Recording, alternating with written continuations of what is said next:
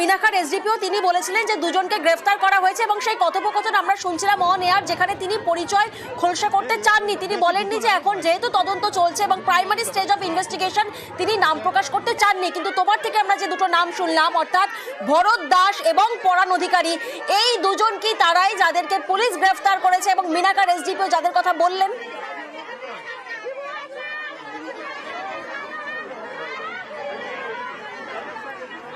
জিয়াউল, তোমার থেকে জানতে চাইবো, আমরা শুনছিলাম যে মিনাখার এসডিপিও তিনি বলেছিলেন যে প্রাইমারি স্টেজ অফ ইনভেস্টিগেশনে দুজনকে গ্রেফতার করা হয়েছে, কিন্তু সেই দুজনের নাম বারবার প্রশ্ন করার পরেও তাদের নাম প্রকাশ্যে আনেনি পুলিশের তরফ থেকে। এবং তুমি যে দুজনের নাম বললে, অর্থাৎ ভরত দাস এবং পরাণ অধিকারী, এই দুজন কি সেই দুজন মিনাখার এসডিপিও যাদের গ্রেফতারের কথা বলেছেন?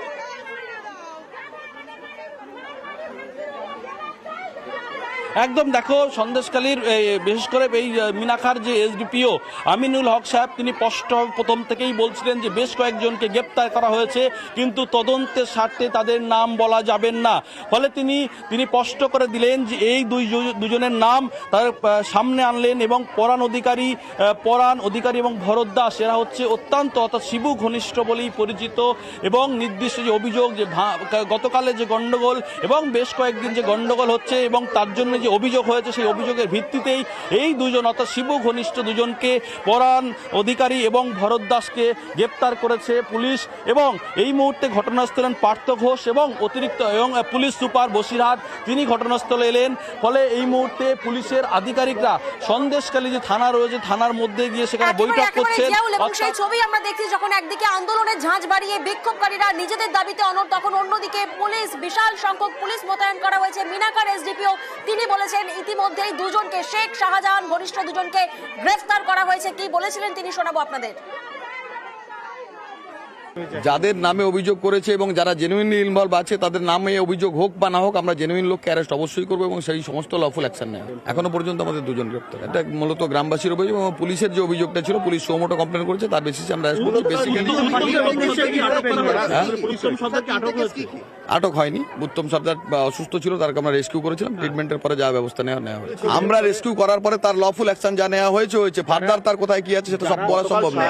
উত্তমকে আপনারা রেস্কিউ করলেন, ট্রিটমেন্টের ব্যবস্থা করলেন, তার বিরুদ্ধেই গ্রামবাসীদের অভিযোগ, তার বিরুদ্ধে কোনো রকম ভাবে অভিযোগ নেই। আমরা শুনলাম মিনাখার এসডিপিও আমিনুল হক, তিনি বলছেন ইতিমধ্যেই দুজনকে গ্রেফতার করা হয়েছে, তদন্ত চলছে, তল্লাশি চলছে, অভিযোগ খতিয়ে দেখা হচ্ছে। অন্যদিকে আন্দোলনের ঝাঁঝ বাড়ছে, যত সময় গড়াচ্ছে। গতকাল থেকেই আমরা দেখেছি সন্দেশখালী ফের উত্তপ্ত হয়ে পড়েছে, ফের অশান্ত হয়ে পড়েছে। দফায় দফায় বিক্ষোভ, দফায় দফায় মিছিল। গতকাল আমরা দেখেছিলাম পোল্ট্রি ফার্মে আগুন পর্যন্ত ধরিয়ে দেওয়া হয় এবং আজ সকাল থেকেই সেই মিছিল বিক্ষোভ আমরা দেখছি। আমরা যে ছবি দেখছি এই মুহূর্তে টু উইন্ডোতে আপনাদেরকে দেখাচ্ছি, একদিকে যেমন আপনারা দেখছেন বিশাল সংখ্যক পুলিশ মোতায়েন করা হয়েছে, অন্যদিকে আপনারা যে ছবি দেখছেন লাঠি বাঁশ হাতে পথে নেমেছেন সন্দেশখালীর মহিলারা। কারণ ক্ষোভে ফুঁসছে সন্দেশখালী। বৃহস্পতিবার সকাল থেকেই শাহজাহান ঘনিষ্ঠদের গ্রেফতারি চেয়ে আবারও পথে নেমেছেন এলাকাবাসী। বিভিন্ন জায়গা থেকে মিছিল আসছে, জড়মায়েত হচ্ছেন মহিলারা, বিশেষত যে ছবি আমরা দেখছি। কারণ মহিলারা বলছেন ওনারা নির্যাতিত, ওনারা অত্যাচারিত, ওনারা থানায় গিয়েছিলেন, ওনারা যাওয়ার চেষ্টা করেছিলেন, পুলিশ অভিযোগ নেয়নি, তাই জন্যই ওনারা আজকে বিক্ষোভে নেমেছেন, ওনারা আন্দোলন করছেন। যেমনটা বিক্ষোভকারীরা বলছেন, যে কথোপকথন আমরা শুনেছি, ওনারা বলছেন যে গত 3 বছর ধরে চাষের জমি, সেচ খাল দখল করে একের পর এক ভেড়ি বানিয়েছেন সন্দেশখালীর 2 নম্বর ব্লকের তৃণমূল সভাপতি, জেলা পরিষদ সদস্য শেখ শাহজাহানের ডান হাত। শেখ শাহজাহান অর্থাৎ সন্দেশখালীর বেতাজ বাদশা, যে এখনো অধরা, 5ই জানুয়ারির পর থেকে এখনো অধরা, সেই শেখ শাহজাহানের 2 শাগরেদ শিবপ্রসাদ হাজরা এবং উত্তম সর্দার এখনো অধরা। এবং তাদেরই গ্রেফতারির দাবিতে কিন্তু এই আন্দোলন, তাদেরই গ্রেফতারির দাবিতে কিন্তু ফুঁসছে সন্দেশখালী, তাদেরই গ্রেফতারের দাবিতে কিন্তু আন্দোলনের ঝাঁঝ আরো বাড়ছে। যত সময় গড়াচ্ছে আন্দোলন আরো বাড়ছেন। কি বলছেন বিক্ষোভকারীরা, আগে শোনাই আপনাদের একবার।